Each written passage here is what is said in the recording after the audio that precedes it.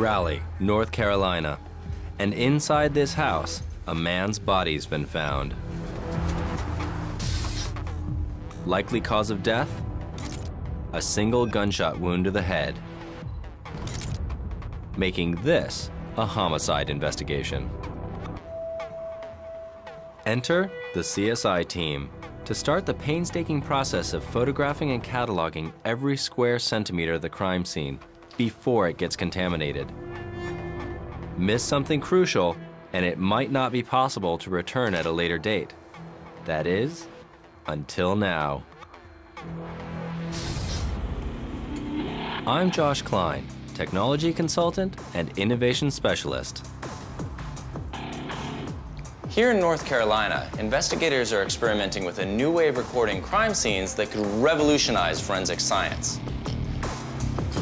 If it works, it could give them a huge leg up in their fight against crime. Hey, Jim. Okay, this isn't a real homicide, it's a mock-up. But the equipment on trial here is very real, allowing investigators to return to a crime scene over and over again, long after the evidence has disappeared. A fresh new perspective that could lead to more arrests and more convictions. So how does it work?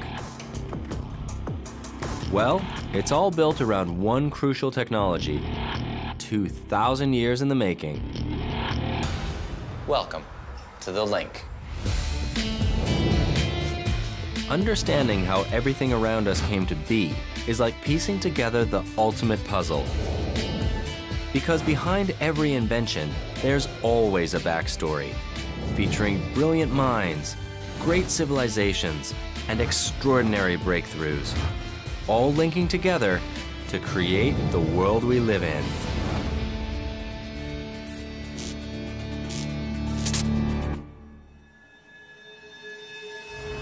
Our story of the links leading up to the latest in crime-fighting technology begins almost 2,000 years ago in China with a mysterious chemical formula born of an ancient quest for the secret of immortal life. My first stop, this apothecary outside Shanghai, specializing in traditional Chinese medicine. The Chinese have been mixing medicines like this for centuries. I'm weighing out a mixture that is said to cure headaches. But in the early days, Chinese medicine had a much more mystical purpose. A little over 2,000 years ago, a group of Taoist monks, practitioners of one of China's most ancient religions, began to lay the groundwork for the ancient art of alchemy. Now, unlike their Western counterparts, who were primarily concerned with turning base metals into gold, the Taoists believed that by mixing and burning different ingredients, they would one day discover a magical elixir that guaranteed immortal life. A quest ending in sometimes fatal results. In their search for immortality, several Chinese emperors managed to poison themselves to death by drinking these so-called elixirs. But one mixture in particular was about to reach out across the world in a way that the alchemists who stumbled upon it could never have imagined. Essential to this mixture was a raw ingredient, so valuable that in some parts of the world, it's still referred to as white gold. To discover the incredible lengths people were prepared to go to obtain this mystery ingredient, I'm about to head deep underground. People have always been fascinated by caves, and this one, Big Bone Cave in Tennessee, is no exception. The first people to explore this cave system were Native Americans over 3,000 years ago.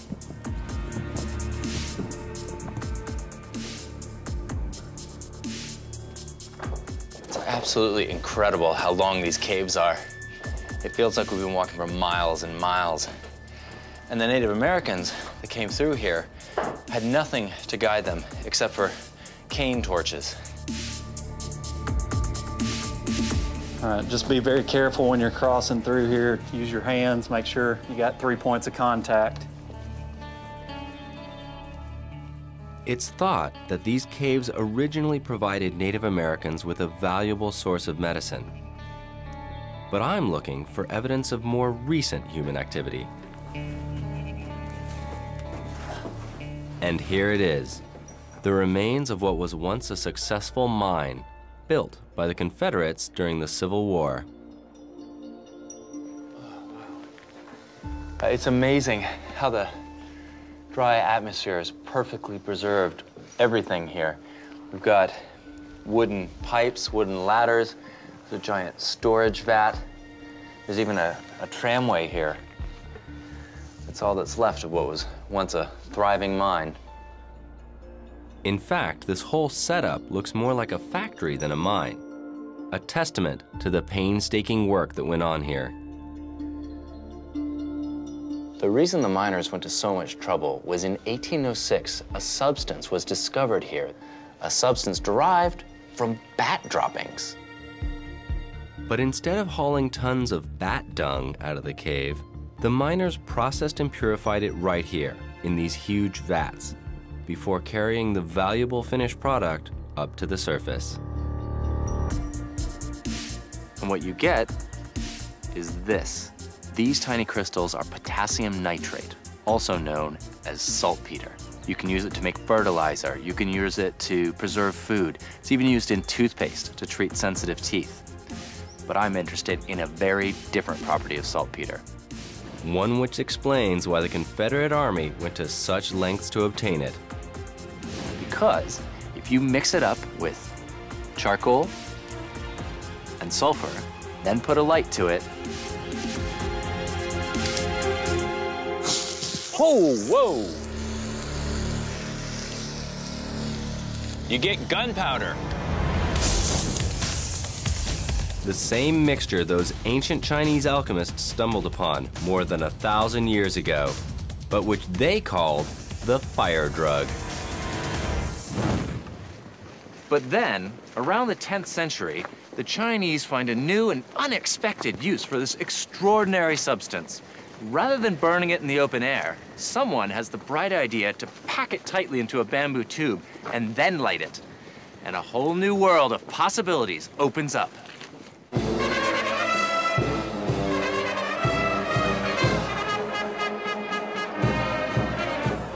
I've now traveled around the world to the tiny island of Malta in southern Europe.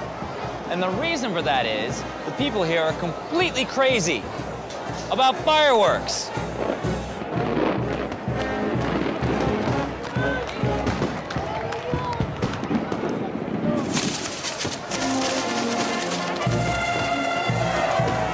This is the religious festival of St. Philip, held every year in the small town of Zeebrugge. Oh my God! Hear the car alarms going off! And the trees are on fire! This is mad! The Maltese make fireworks like no one else in the world. Each one of these incredibly elaborate Catherine wheels is unique, designed and built by teams of experts, all in friendly competition.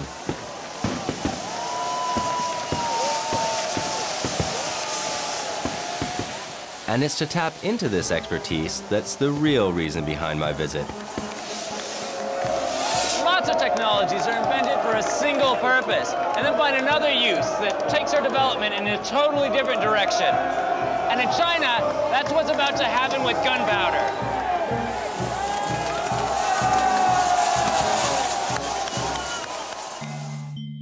By the 10th century, Chinese military technicians were exploring other uses for their fire drug. This strange object is a fire lance, and it's one of the first ways that the Chinese use gunpowder in battle. Now, it seems to me that a fire lance is a lot like a Roman candle strapped to a spear. And if anyone can build one, then it ought to be the expert firework makers here in Malta.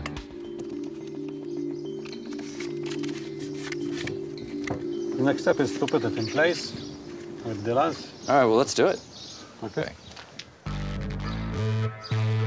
Used mainly in hand-to-hand combat, the fire lance was both cheap and deadly, making it an important part of Chinese armories for some 700 years.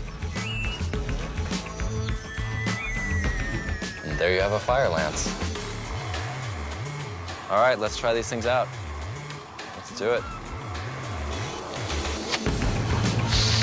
Whoa! Wow! Whoa! Is it supposed to do that?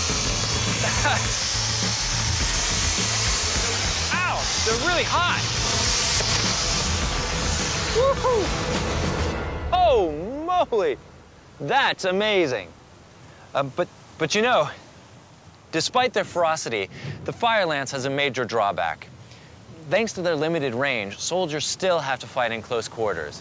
But the next development in the history of gunpowder is about to change all that. A devastating new technology that would change the nature of warfare forever. The gun. This is a replica of a 16th century matchlock musket, pretty much standard issue with armies all over Europe and Asia. I'm going to carry out an experiment to see what happens when I fire this through this at that. Kevin Hicks here is going to show me how to shoot it. Well, it's very straightforward, really. Yeah? It's a tube, gunpowder down one end, musket ball, tamp him down, then you prime him. You open up the pan, you put gunpowder in there, close that. But this is the dangerous part now. The way it's fired is this is actually burning. And that is what sets off the charge. Kaboom. You've got to get it the right way around. If you don't... Nothing goes off. No. Well, you might. Okay. That's fabulous. So this was kind of the start of modern warfare. You've got it. Excellent. Yeah. Well, let's load this one up then.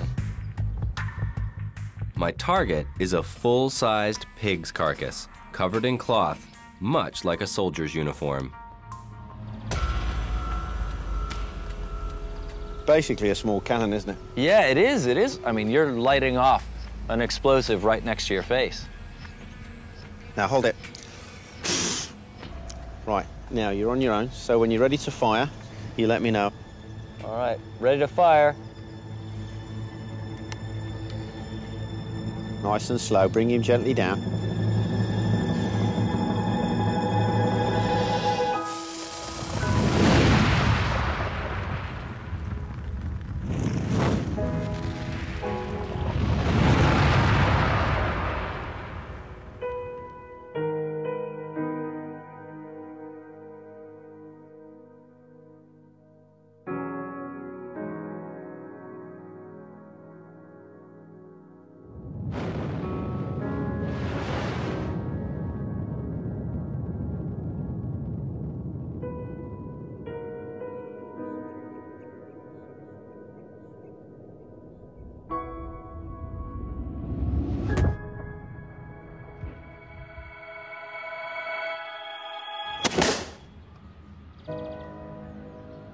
Wow, that really did some damage. That is quite a weapon. As the ancestor of every firearm in the last 500 years, the musket has done as much as any technology to shape the world we live in. It's been estimated that there are close to 900 million firearms in the world today, roughly 1 for every 8 people. But 500 years ago, the gun was still a new technology, and its ability to inflict terrible damage was about to have some very surprising consequences. Sorry, pig.